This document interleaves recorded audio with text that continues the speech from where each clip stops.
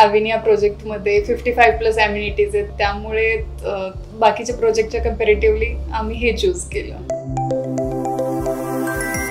हाय, मी सूरज पाटील. मी इथेच राहतो, याच लोकेलिटीमध्ये राहतो. माझा बिझनेस पण याच एरियामध्ये आहे. अविनिया हा प्रोजेक्ट या एरियामध्ये सगळ्यात चांगला वाटला मला.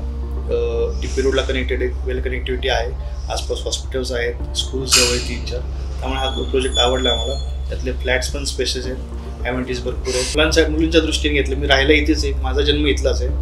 आमचं ॲक्च्युली स्वतःचा बंगलो आहे, पण ॲम्युनिटीज नाही आहेत तिथे, त्यामुळे फ्लॅट घेतला मी. त्या ॲम्युनिटीज पाहूनच मला आवडला प्रोजेक्ट. बरेच प्रोजेक्ट आहेत तिथे, त्यातल्या त्यात मला अविनिया खूप आवडला. हाय, मी पूजा पाटील आणि आम्ही इथे 1217 स्क्वेअर फीटचं 3 BHK बुक केलं आहे.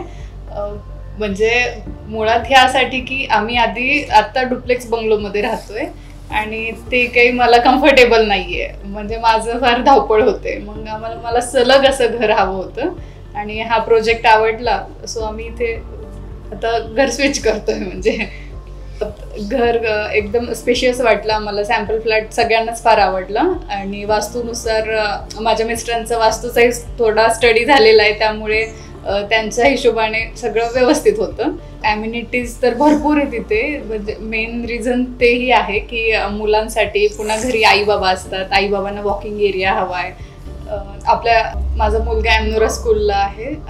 एमनोरा स्कूल इथून हार्डली 5 मिनिट्सच्या अंतरावर आहे, त्यामुळे बाकीच्या सगळ्या कनेक्टिव्हिटीज, हॉस्पिटल्स म्हणा किंवा काय, सगळं जवळपास आहे इथे. त्यामुळे आम्हाला तरी हडपसरमध्ये हा बेस्ट प्रोजेक्ट वाटला. आणि टीम तर एकदम छानच आहे आपली. मुळात म्हणजे स्टार्टिंगपासूनच प्रीतम सरांनी आम्हाला एवढं छान एक्सप्लेन केलं की म्हणजे आम्हाला फ्लॅटची भुरळ पडली.